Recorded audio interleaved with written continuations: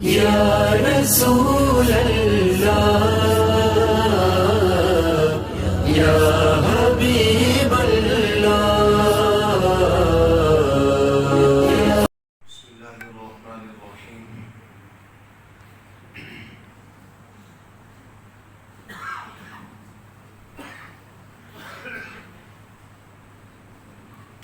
اس سے قبل ہم نے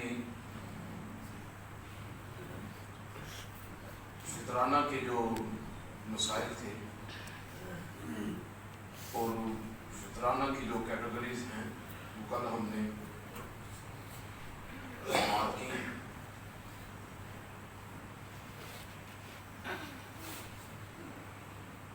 آج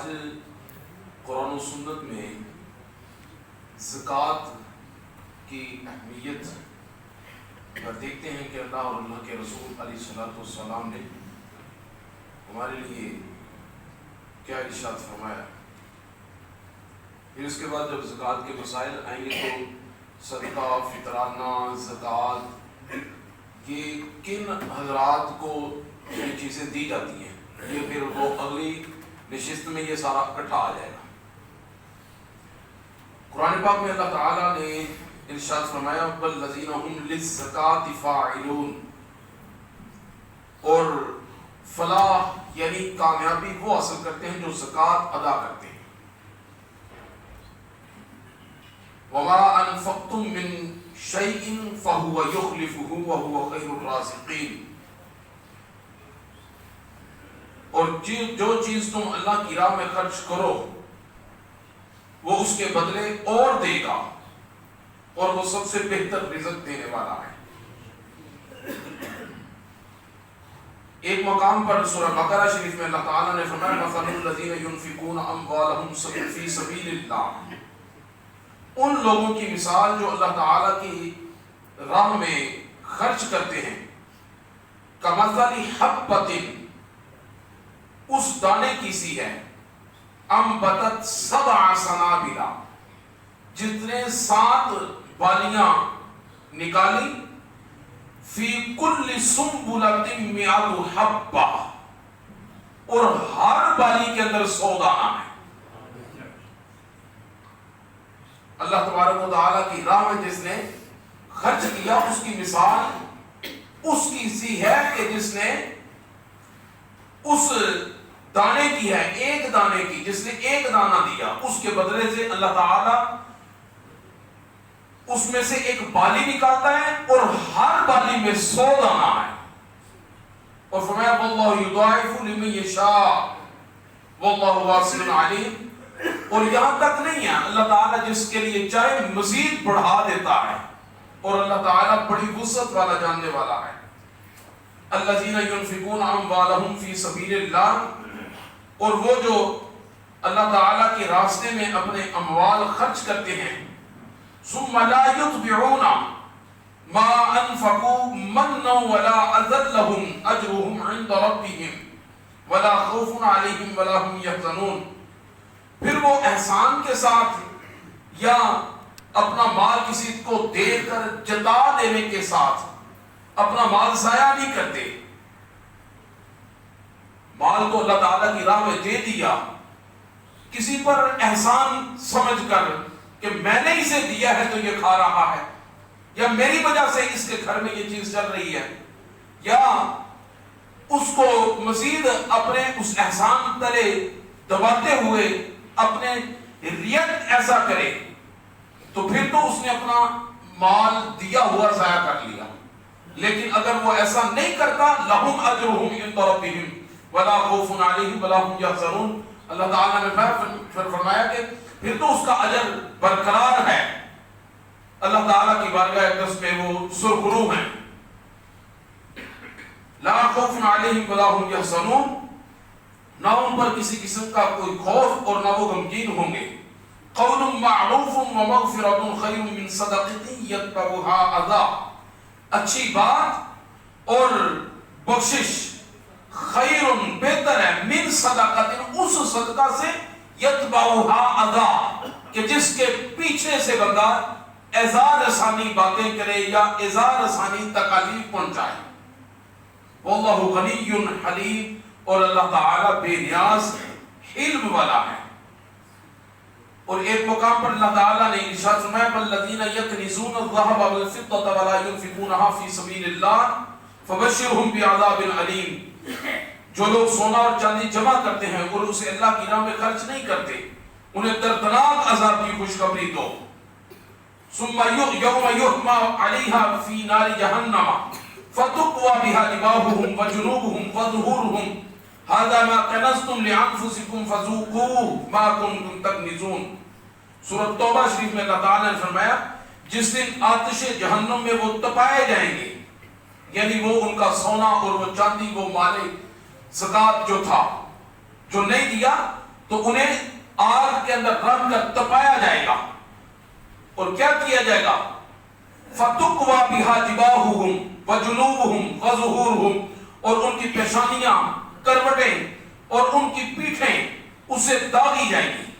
اور کیا کہا جائے گا؟ هَذَا مَا كَنَزْتُمْ لِأَنفُسِكُمْ، یہ ہے وہ تمہارا مال جو تم لوگوں نے اپنے لیے جمع کر کے رکھا تھا۔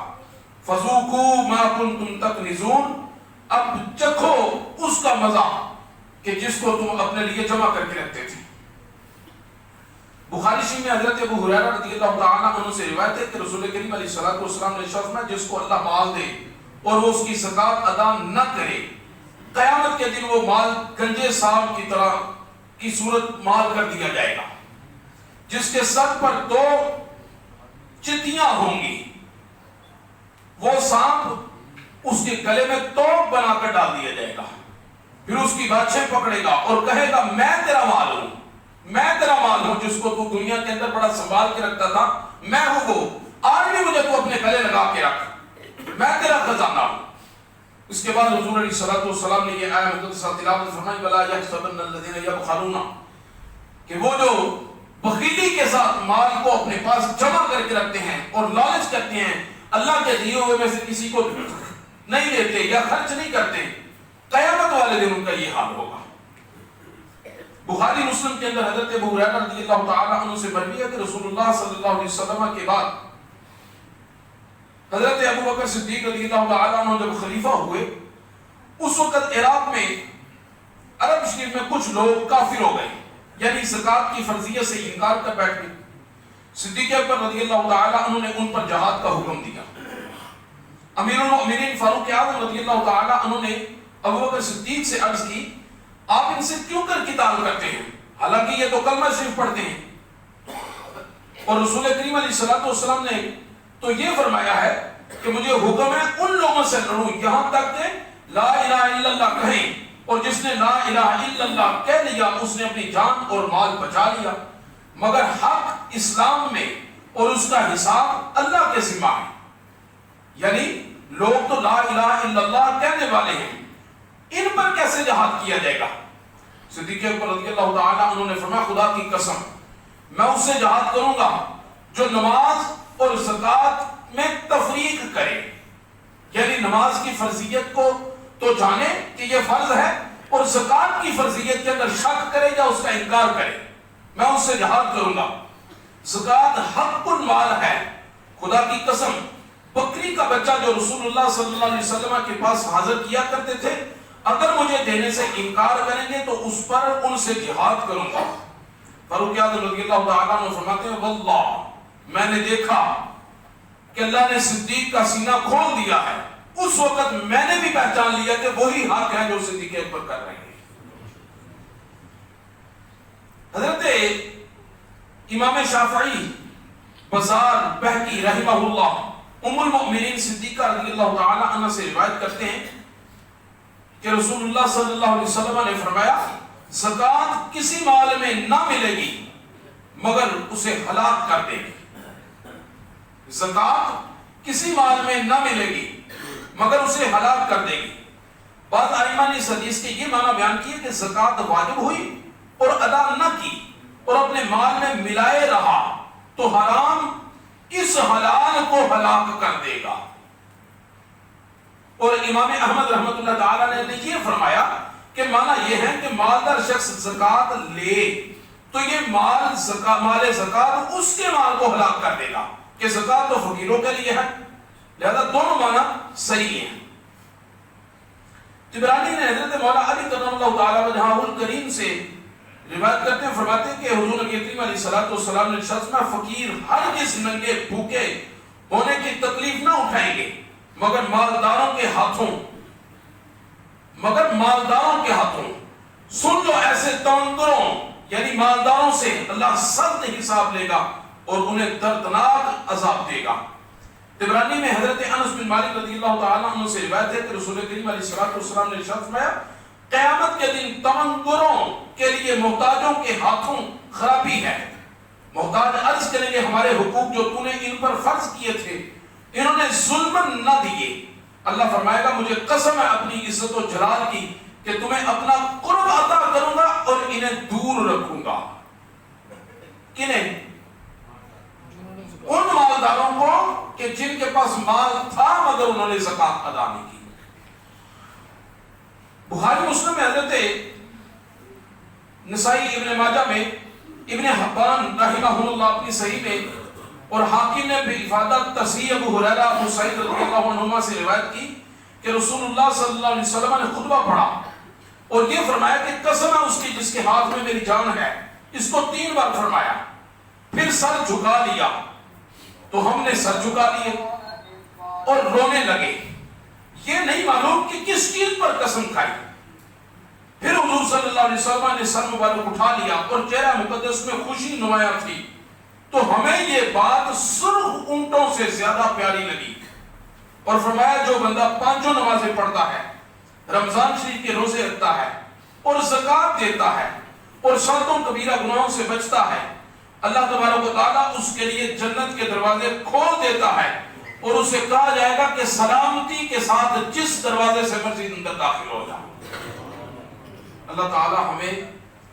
اللہ اور اللہ کے رسول علیہ الصلوۃ والسلام کے فرامین پر عمل کرنے کی توفیق نصیب